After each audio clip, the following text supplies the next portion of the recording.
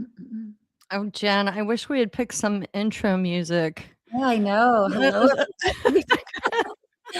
Hi, welcome to our LinkedIn Live. Hello, everybody. On my LinkedIn, on your LinkedIn, Tevis. I think Many of we're you, on Facebook. I think we're on your IG. We're on yep, my YouTube. We're like ubiquitous.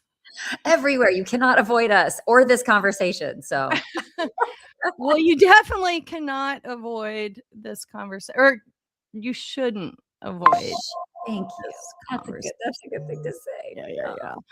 So good. Um, Jen, should we maybe let's kick off by how this came to be? Yeah, I would love that. And so yes, I will start us, and then we have a very special in real life experience that this is Mhm. all leading to in the fall. So we'll talk about that in a moment. But you and I met at House of Beautiful Business and Yeah. discovered that lo and behold, we are neighbors as well in this beautiful place we get to live, the Hudson Valley. But the House of Beautiful Business is just this, like, what a gift to discover that community. I know for me, to gather amongst like-hearted minded, future thinking, human-centered people of all domains and expertise. And lo and behold, you got up there and facilitated a super creative exercise for all of us that was so fun. I was like, I have to know her. And now we're neighbors and we're collaborators, and we're going to do something together this fall. So what a gift. Is that what you remember?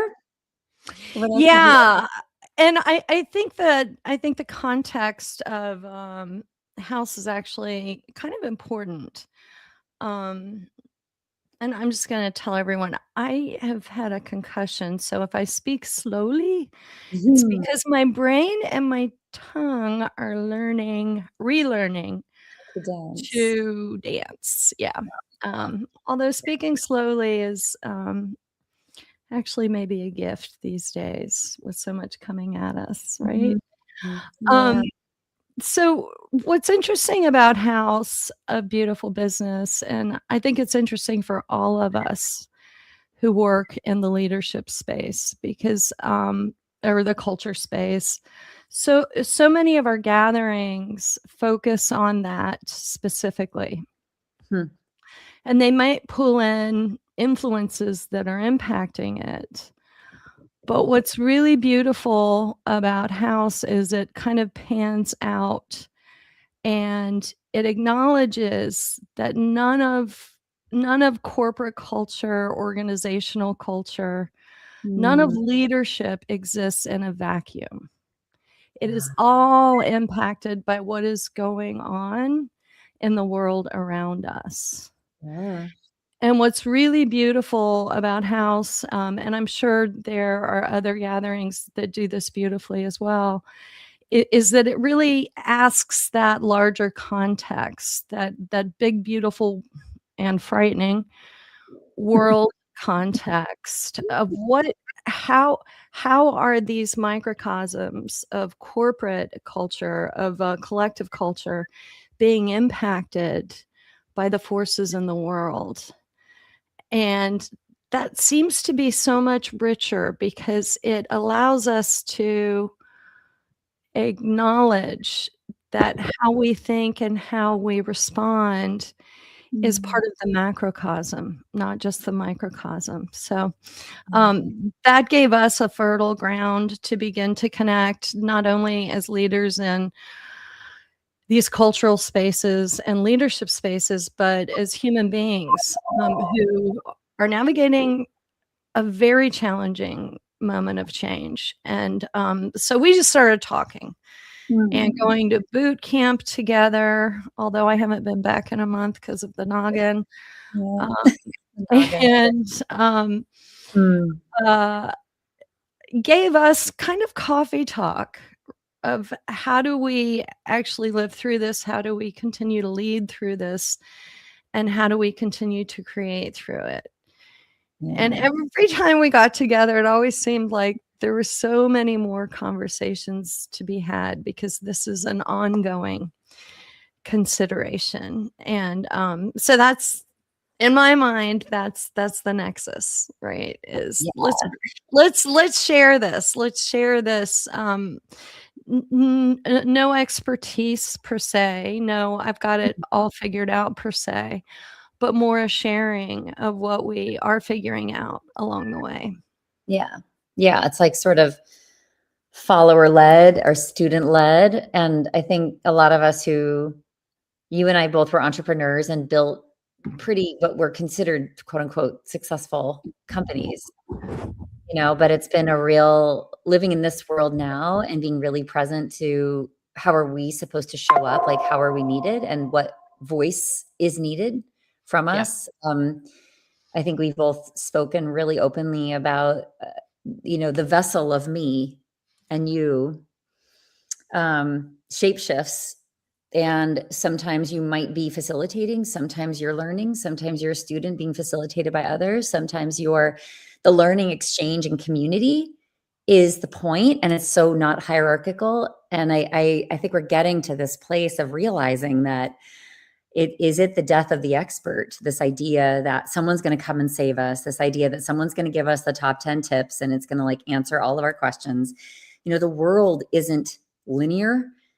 It was never linear, but now I think we're having an open conversation about how truly kind of confusing it is. There's beauty in how confusing it is, because I love that things are getting nonlinear in a way, because it's breaking us out of that paradigm that you and I both were early entrepreneurs in, and people look to us, to our books, to our teaching, and now it feels like a dismantling. But at the same time, we have the ingredients, we have the wisdom. I think we all have this wisdom that needs to come out into the world and do its work, like including those of us who have been considered maybe a teacher at one point. And so it's just it's like roles changing, and I'm really enjoying it. I think it's allowing me to take that mantle off too and be me, and me in my curiosity, me in the not knowing, me in the question asker, me in the just being present to others, me, getting to kind of start again Mm. in this world now Mm. versus who was I? What did I build? What am I carrying forward? Like, you know, right? I think this is very helpful because a lot of us are going to go through a lot of changes in the coming years by choice or not. And changes to who we think we are, changes to what we were attached to, changes to what helped us feel protected, changes to what we thought we needed for protection. Mm. I know for me, that's so true. Like, I think I built something that I could stand alongside that gave me strength and made me feel like kind of strong and powerful. But part of getting older is you realize you begin to look at things and you say, huh, was that really real? Was that authentic? Mm. Do I need that anymore? What do I need now? Who am I now? It's What does the great. world need? What What does the does the world world need? need? What does it Yeah. need for me in it, right? Yeah. That's the only question. The thing you said about the death of the expert, I remember 20 years ago, facilitating going into corporations. I would say to clients over and over again, we need to know that the power is in the room. Hmm. The wisdom is in the room. Mm. It's not sage on the stage, right? It's how do we surface the knowing, the highest knowing and the highest wisdom in the room. And when we think about that on a global level, right? Most Western cultures are predicated on a hierarchical, for very many reasons we do not have time to go into, a very hierarchical deference to voices of authority and power. And that has the shadow effect of making us think that someone else has the answer. Mm. In media, self-help, leadership, it's always give me 10 tips, right? Give me a template.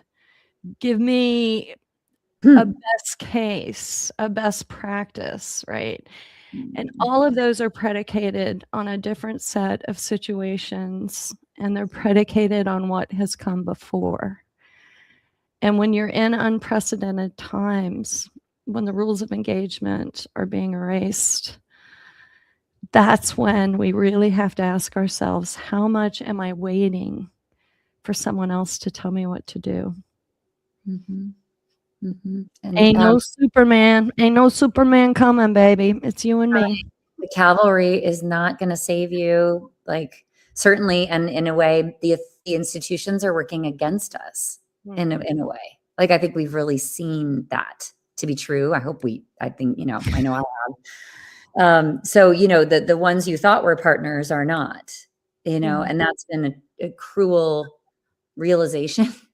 I feel a little stupid, honestly, Oh, foolish, the word, because I built something that really needed the partnership of institutions in order to work well, and that was my focus in that world, right? In my expertise of the workplace anyway. But, the coming back to the self and realize no one's coming, no one's coming and it's up to us is profound, mm, scary, exciting. And I would argue the age of relying on an employer to define who we are, what we do every day, what we get paid for, you know, what our value is, and we begin to believe that. And it was never fully true. It might have been partially true, but we contain so much that has yet to be given. And even in the D&I world, I did work I loved and still love, but there was a part of me that knew there was more.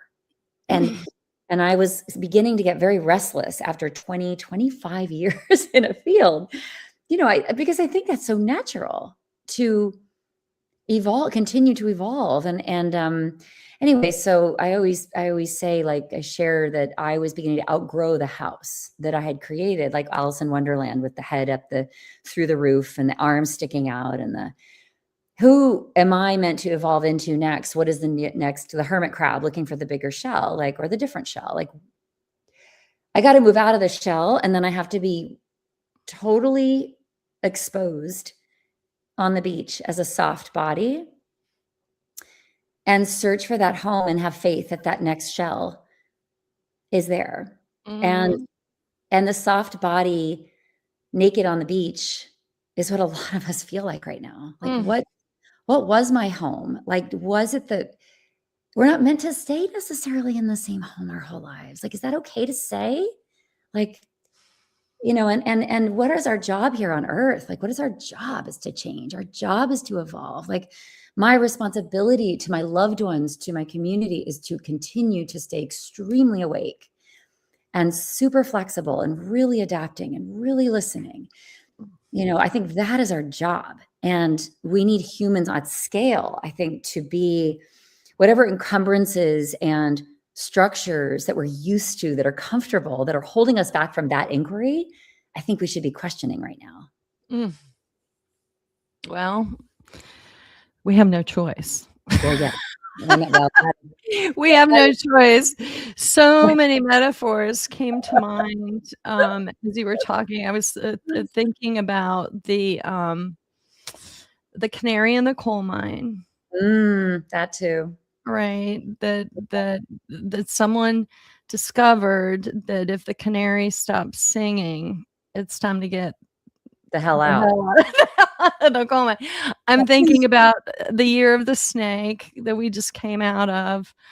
And ironically, instinctively, some of you know that I've studied Lakota-based shamanism for years, and on the various altars in my home, I have all these snake skins to remind me of exactly that.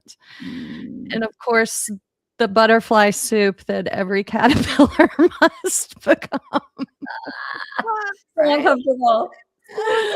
Yeah. Oh, nature is just so full of metaphor to give us fortitude, I It think. is, to Yeah. remind us that we are part of that, like, that it is inescapable, like, the lessons of nature, the cruelty that looks like cruelty to us is the cycles that have to happen. They have to happen, right? So you must go into the chrysalis.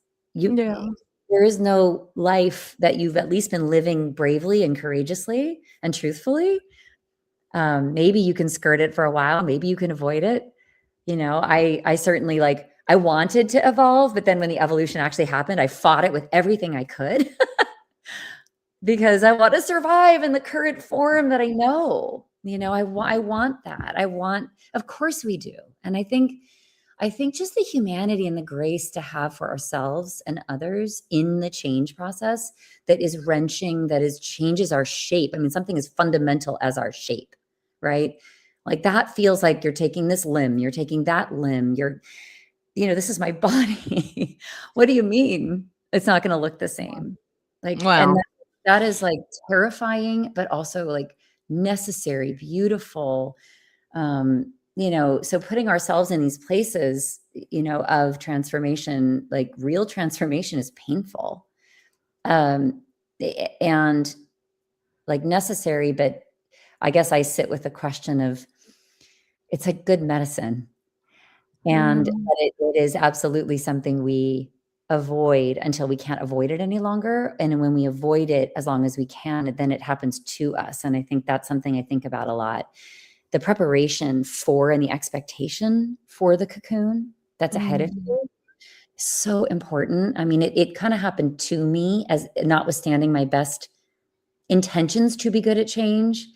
I think when I look back over the change in my field of DEI, and maybe some of you listening, I'm sure you can relate to this. I thought I was prepared and I thought I was ready to transition and it was okay with me.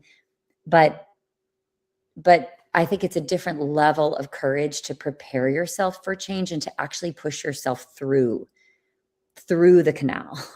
Mm. Because Hmm.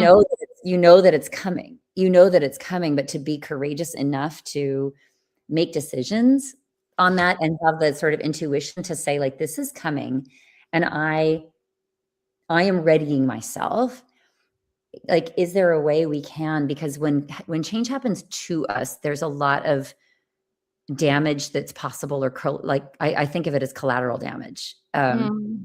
It's kind of like the invitation to move forward is sort of, you can do this the easy way or the hard way. Do you, and I think I did it. I did the hard way where I was like, no, I don't want this. No, and then the no is delayed decisions, lack of courage, lack of faith. I'm holding on. Then it's financial depletion, right? Then it's, oh my God, I'm the victim. Instead of let me position myself and begin to like live in this place. Let me live towards the future that I'm going towards, that I don't know what it's going to look like. Can I move into that? Like, I Mm. think that's the way I wish I had pivoted. And it's not the way that I did pivot. And I just want to share that with folks because it's like, oof, Mm. there was a lot Well, of. so I'm gonna jump in. What was Let your me change jump process? I in. want to, yeah, it's very different. Uh, I think you're forgetting about everything having its own timeline, right? Mm, You're using words like push or mm, or somehow make it, or and prepare, right? Or like well, preparation is nothing other than embracing uncertainty and maybe trusting presence. in resiliency. Like, you can't force the process of the chrysalis, and the chrysalis is the most important moment, right? You can't force a gestational, you can't accelerate the development of the embryo, right? Like all these things, right? They have their own natural timeline, and the process of Mm. release Hmm. into new expression, like, be compassionate with that sweet nervous system of yours, That's such good advice. right? Like, Mm, oh, brutality, there's enough of it out there, mm, right? that's Like so me with my tongue, I just have to be patient, right? Okay, we're gonna on that on that note. inspiring note, we're gonna segue because you and I have 3 questions that every time we get together, we're gonna, answer, and I'm gonna ask you first. What tried to take you out this week, Week. and what was your takeaway? Hmm. I will always probably say scarcity and the lack of faith in the gestation process. Okay, that's high and fluffy. Make it real. Scarcity, fear of the future, fear of the ability to provide. You know, I ask business owner questions like, what is there? What is, I'm not clear on my role. You know, my role has always been really, really clear. And I have these moments of the lack of clarity freaks me out because I know what clarity feels like. Mm. Uh, Missing the certainty, and then the fear spiral that happens from that, and the sort of dislocation, disorientation. And then the second part of your question is what took you out, and What did it teach you? What's your takeaway? yeah, I mean, I think it's what we've been talking about, like to recognize that that is happening, right? I think it's a very natural brain response, emotional response, body response to I don't know. And to have that conversation with yourself, the not knowing is the point, and presencing all we do know, but that we just don't yet foresee and are not able to see and are not meant to see Mm. what Mhm. who we are becoming. I think there's a level of predictability that when you talk about like the brutality of the world, it's this you should know. It's this, right? It's deep in my childhood, I know. What are you Mm. gonna be? Why don't you know? Where you're lazy. You don't, it goes way back to the creative child that truly was trying to be present. Mm. And people saying like you have to have a plan. And I think recognition, self-awareness to recognize, have compassion and grace and love and respect for the process. Mm. What about you? It's so interesting because you brought up the financial anxieties of now, and we talked about the brutality. Um, and I'm going to get really concrete on this. I think my lesson as a female body, as a woman, um, the lesson for me in the not all men moment has really been one of understanding deeply the allyship, Hmm. right? That all of us, especially I lived in Tennessee as a in college, Hmm. and I interned for the Speaker of the House. And at the time, the South was transitioning from largely blue to being state level blue and nationally red. And so watching everything that's happening, the reason I'm going to bring that up is that when we imagine that we are alone in whatever aspect of cruelty we are experiencing, whether it's the brutality of the financial pressures, the exploitation of women, the suppression of trans LGBTQ, people of Hmm. other color, people of anything other, right? Hmm. When we let brutality separate us and make us feel different and we don't raise our voices, that can take us out because Yeah. that is where we feel whatever that we are struggling with is so Unique. singularly Mhm. targeted at us personally, as opposed to a systemic expression of an ethos that is anti-human. Hmm. We forget we have each other. We Yeah. forget. Yeah. And that Yeah. we need each other. We Yes. really, really, we need each other. We need each other not to be silent. We need each other to speak up on each other's behalf. And this is in every line of spirituality, is that we pick each other up, right? We Mm. say, "Here, take my Grab. hand. Take my hand. I got Yeah. you. Let's walk a little," right? So that's kind of what this week's Rash of Cruelty really underscored. for me. Yeah, Yeah. cruelty. That kind of says it all. Yeah. Mm. And that it will continue, and that it really encourages me to turn towards people and to ask each other, how are you really doing? Like, Mm. what's really hitting you? Because we can assume based on external expressions that we know what someone else is going through. Mm. But for example, we don't. We just don't. So let me ask you this. Where did you abandon yourself, and how did you hold ground? How come I want you to go first? Yeah. Tevis. Oh. I do. I want to build on. Okay. Where did I abandon myself? When I lost hope. Hmm. I was supposed to be in Athens this week to take part in the World Beautiful Business Forum, and having to cancel so that I can heal. The amount of sleep to speak, to do things like this is really it's a anti-Herculean lift. It's a dorsal surrender. and and there have been moments in that surrender that I have found myself losing hope. And I think this dance between courage and capability into that dorsalness and understanding our faith,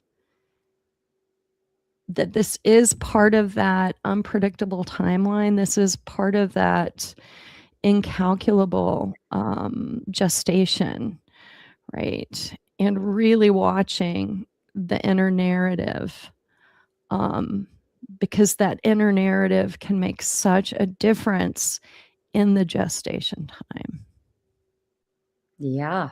You said earlier, I'm not sure we can accelerate the gestation, but maybe our inner narrative really can. Yeah. You I think know? you're right. Yeah. I think it can. Because Yeah. if you're working against the gestation with the inner narrative, you're trying to block the process. Like Unconsciously, but yeah. but it works in the same way. It's sort of you're working against nature. When nature wants to do what it does in the time that it needs to take. But I do think maybe we can nudge, we can encourage, we can create a nourishing soil for the seed to grow. Mm. You know? Okay, so where did you abandon yourself, girl? Well, it's not in the week. I would say, I've been, again, kind of searching for purpose, the right place for me, I guess. And gosh, I must really, really need to belong. It's funny, I teach that, but I have struggled to know where, like, I have so many of my people around, I do, but it was also kind of joined with delivering great work together. Was part of the sense of Mm. belonging that I always had with beautiful people, that many of you are, if you're listening to this and you're on my LinkedIn, you're probably one of those. So the sort of feeling like you're a satellite kind of spinning out in space that everybody's lost track of, and you're just in orbit. You're like, you're not pinging any signals anymore at anybody, and you're just kind of, you're lost in space, untethered. My response to that always is that a home? Is that a home? Is that a home? And where I think I don't honor myself is I look in what is subsequently like not the right places, not the right homes. Like try to belong there, try to belong here. Like, and for me in very real concrete terms, it's, should I join that team and be a partner there? Like, does that feel right? And it's not betraying, it's a strong word, but I do think looking for answers requires a lot of putting ourselves out there, but it also, we sort of disempower ourselves and we forget who we are in order to be everything to everyone. Oh God. And Exhausting. That makes me tired just hearing it, because it no, resonates. it is. It's tiring. It is tiring. It's it's very like experimental, and too though, because I think getting to know ourselves again now at this age, in this moment, what might I have done that I'm still doing that I know I shouldn't do now because I'm wiser. I'm wiser. And this is boundaries. This is a no in the body that the mind doesn't quite get yet, right? The mind is like, oh, but I need this. Oh, I need the security. Oh, I need to do this. And the body's like, no, no, no, no. So No, you just need to be dorsal. right. Go crawl into that corner and do not move for a Yeah. long while. Yeah. So I think we each of us like have different responses to this not knowing, right? It's that you might go dorsal. I tend to go outward and kind of just like throw myself in and kind of be like, how does this feel? How does this feel? How does it? And but the coming back to I am the thing that needs to be honored. Like I need to be careful that I keep my energy, I hold my energy, and that I don't do something because of the short-term fear that I have. Like not letting fear be a driver is so hard right now because fear will drive you into things that are a no. And fear will keep you, and scarcity will keep you in things that are not right. And they might have been right at some point, but I think again, to kind of hold ourselves accountable now to say like, this was the old fear. This is the old you. This is an old need.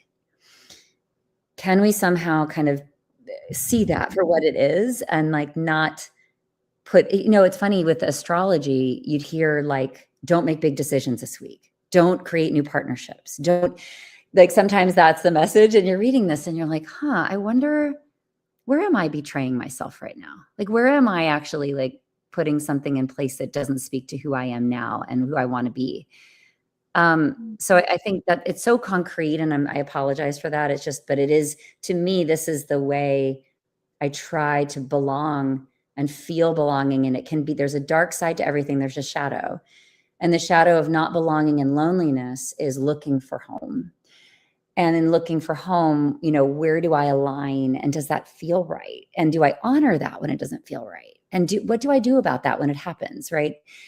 Because it's a very strong need and it fuels you, but it fuels you sometimes not in the right direction. And I think that has been a beautiful realization of the commitment to the self. But the self, I get all of that. I get all of that. And I share that, are you my mother? Are you my mother? In the words. Yeah. I think about that book all the time. It's funny you bring that up. I see myself as the baby bird, like, yeah, the baby bird. Are you my mother? Are you my mother? And the thing about, I think high performers, right, is that when we feel a problem, a rub, a discontinuity, the urges to solve it, oftentimes going on old skills, right? Well-used, well-worn skills. And I think that what you're describing is that rather than allow that fear to have you keep repeating the same skill sets coming into action, that you're learning to say, oh, wait, I don't want to turn on my charm right now because charm may get me the giggle or the laugh, but is it really going to help me clarify if I belong here? Right. You're making me think about, sometimes I say to myself, oh, I should do that. I can do that in my sleep. By the time you're a 50-something consultant, chances are you can do 99% of things. But I think this is really juicy to lean into for a second. Like it is. Because then the question is not, can I do it in my sleep? The question is, where's the growth opportunity? Like what? Yeah. Like, and I think this is why I outgrew part of at least the shape of what I used to do too. I was like, gosh, if I can do this, like, yes, it's like an old shoe. It's so comfortable. It's like you say, you can kind of predict everything that's going to happen. And there's so much comfort in that. And yet I do believe we are meant to get into the chrysalis again and again and again, right? If the last time you got into the chrysalis for real was years ago, the challenge might be time to go in again, like time to, get into the dorsal position and, time to seek the unknown and leaning. I think that the awareness then is how much of my time, my day, my relation, my work is familiar and easy, and how much of it is challenging, new, uncomfortable, It's a growth and edge, a like friction. Yeah. seeking it, right? And knowing that our wiring is probably like telling us not to do that, and maybe working against that. But I don't know, do you think that's working against our wiring, or do you actually think it's working with our wiring to seek the edge and to get into the unfamiliar? And like, what do you think? I mean, maybe that's a false binary, but it just strikes me, I'm making an assumption that it's something that my inclusive leaders that have tried to teach for 20 years, I sensed that many of them wanted to avoid the edge, right? So I have a bias that maybe the people I've been writing for and teaching, the point was to get them to the edge. I mean, even just to agree to kind of approach the discomfort. I think it's so individual. I think that if we look at the brain is built to conserve energy, it's built to conserve calories, right? It's built to reduce friction. Mm.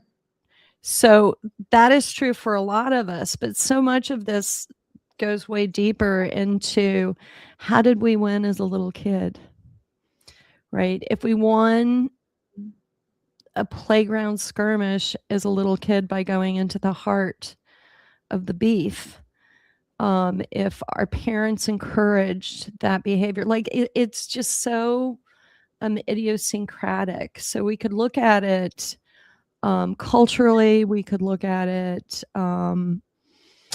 biologically, and I think the real question is to ask ourselves, what is my relationship with friction, with the edge? What do I do in that moment? And how is it conscious? How is it unconscious? And back to your question about, is this the right opportunity for me? Is my response actually helping me grow? Right. Right. Yeah. Which I'm going to segue. Third question. Because I'm the seguer today. And the timekeeper. Thank you. Well, we're over time already, but hopefully people are enjoying.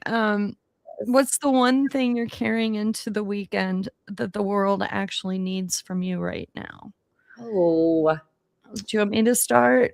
Yeah. I want Yeah. a little time to marinate. So one of the things that I've been making myself do is when someone invites me to something, I do a real gut check. And I say, does this really feel right? Like one friend invited me to, another friend is hosting a dance party tonight at the Colony of Woodstock. Yay. And I will not go because I know it's too much for my nervous system right now. Right.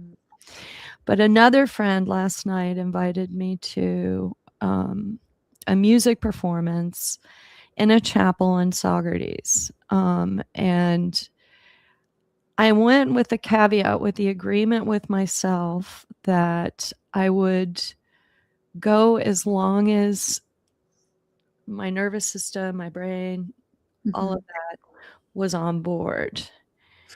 And what I realized is that by hearing this beautifully floaty, dreamy music and by experiencing an artist, right, just an artist creating live on stage over the course of the hour and 15, having a true artist open their world to you in that way gives you avenues and access to questions about your own creative process, your own metamorphosis that is pre-verbal, it is post-verbal, it is cosmic.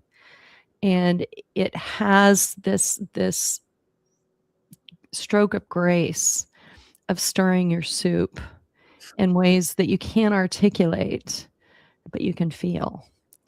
And Mm. so I think one thing I'm carrying into the weekend, to go really specific on the question, is that the world needs us to continue to experiencing each other's microcosms so that we can be stirred and so that we can join in more powerfully. And so that's my commitment for the weekend. I'm not going to do everything. I'm going to spend a lot of time alone in the garden with my doggie, so that's not really alone. But that's really my commitment, is that dance between what do I need in this moment and how can the world feed and support me. Stirring each other's soup. Love that. I love that image. And the questions that watching and being with a performer generate in us about our own creative process, to echo what you said. That is the purpose of art. That's beautiful. I love that, Tevis. Mine is really different. I am about to spend a week with my 90-year-old parents. Blessings. Fabulous. It's so cool. So what am I carrying into the weekend the world needs from me? You all know what comes up as adult children in a caregiving role. No. You would expect me to say love and patience and all that, and I do. It is a beautiful way to exercise those things in me, like truly, just to love them, you know. And I think I do bring that into my work. I hope everybody listening agrees. It's not about being critical, not about clapping back, not about working out your shit at some point. You're just too damn old. So there's an element of release too, when you've been through all the therapy, through all the whatever, through all the tough conversation. Like at some point, that I think the beautiful gift of just you can be you, and I can be me, and like we've angsted over that for so long, and it just things become so clear and so simple in a way at this point. In my love for them. So how would the world need that from me? I think though too, I want to say the letting go of the people pleasing that's been my narrative, at least with my parents, and standing in who I am, feeling strong in this loving, gracious, kind place. And realizing that it wasn't just people pleasing, it's actually my heart. It's actually who I am. And so when we get older, we realize like the beautiful you that's in there might have kind of had to do these things to survive, or thought that you had to do these things to survive. But really within each thing that we do to survive, there's such a beautiful aspect of who you are, who your heart is, and what your gifts are too, I think. So there's just a letting go, I think, of what I, needed to be raised by them, but who I thought I needed to be and do in this world, even to fight them, even to stand up and build a company that was against some things that I saw as a young person, which is actually what happened, is letting that go. And again, like our whole theme of this conversation is being so present. I'm not building something I built in the past. I'm not solving that problem in that way anymore.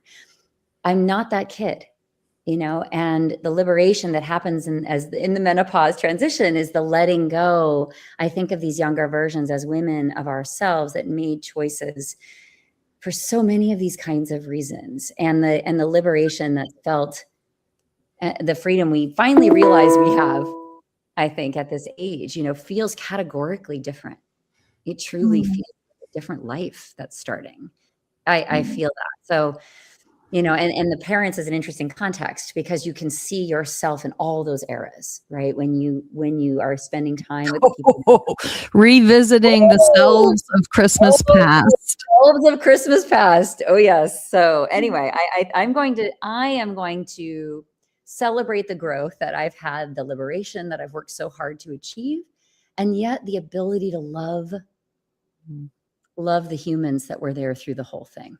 You Yeah. know, I mean, That's the key. You love the human throughout. the human and love this human. Well, yeah, the whole namaste begins with yourself. So you people, this is a half hour, 45 minutes of time and space that we invite you to reflect and be. We're going to invite you to come to Omega and be with Yes, us please. in October, second weekend of October, the 9th through 11th. And this is really going to be space for you to step into your own wisdom, because that's where your sovereignty comes alive. And Jen, I just want to wish you goddess speed on your journey. Safe journey. Oh, thank you. And you as well with your inner explorations. Thank goodness you're not on a plane and you can't be right now. Yeah. So may your tongue and your brain continue to magically dance. To reconnect. dance. They're dating. They're liking it. They're like, I think I like you. I think I'm going to settle in here. But you know what? I love your evolution right now. Your writing is beautiful. I just want to alert people to your Substack right now. Like, it's just stunning. You such a gifted community. Yeah, you just are. It's poetic, it's moving, it's honest, it's evocative. I'm gonna cry. Really like, that is so meaningful to me. Anyway, oh my God. Just check it out, everybody. So I have been dictating it because I saw a mental trauma therapist about the concussion, and I started to dictate it into a Word doc. Wow. And then I just futz and futz and futz, and it's really slow, but it's part of the chrysalis, right? It's a slow cooked meal. I mean, it is. You need to do that a lot right now, because something magical is happening in your synapses in this like rewiring that's going on. There's something emerging, and I haven't known you for that long, but I think whenever this happens to us, when it's trauma, right, when it's huge change, there's so much beauty that's right there, like waiting to be released. And it might be new stuff. It's new connections being made. It's new ways, it's new vocabulary, it's new words that are coming through you that are combined in a new way, maybe in a new way of your own speaking, that is beautiful. It speaks to, I think, what we've been talking about, which is the magic and the serendipity that happens in this, at the edge, when we're on the edge, when we have lost our grounding in many ways. There is so much like richness there, and you're getting it out, you're putting it on the page. I hope it will be a book, your next book. And, I think we need it. We all need what's happening in your brain. Like, we need what's coming out of there. So please continue to dictate and futz. And thank goodness AI can like keep up with you right now and like record it, get it going for you, because I don't want anything to like slow it down. Like, keep the flow and the channel open, because it's pouring out and it's beautiful. And it is medicine for us. And it's probably unprecedented even for you, which is saying a lot, because I know that you've been a teacher, educator, inspirer for a very long time. But I think there's like next level shit going on for you right now. So from her mouth to God's ears, as they say. Y'all have a good weekend. Yeah. Take care of yourselves. Love yourself. Be gracious. Love it up. Yep. Spend some time in the prone position if you need to. Go out and meet some strangers if you need to. Put your hands in the dirt if you need to, and get dirty fingernails. I haven't been able to get the dirt out of my fingernails from gardening, and I love it. I'm like, yeah, these are my fingernails. That's not going to happen till November.